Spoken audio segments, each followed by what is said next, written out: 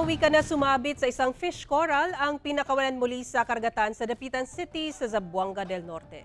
Pinakawalan ng mga kawani ng Dapitan City LGU, Office of the City Agriculture at Sendro Piña ng isang pawikan sa dalampasigan ng Dapitan Sunset Boulevard sa Barangay Dawo, Dapitan City sa Zamboanga del Norte. Natagpuan ng isang mangingisda ang naturang pawikan na sumabit sa isang fish coral. Agad itong itinurn over sa Sendro Piñan at isinailalim sa health monitoring. Napag-alaman na isa itong babaeng pawikan na may bigat na nasa 105 kilos at may habang 88 centimeters at lapad na 80 centimeters. Matapos makumpirmang nasa mabuti na itong kalagayan, pinakawalan na ito sa dagat. Ayon sa Sendro Piñan, ang naturang pawikan ay kabilang sa endangered species base sa DNR Administrative Order 2019-09, kaya kailangan protektahan ito.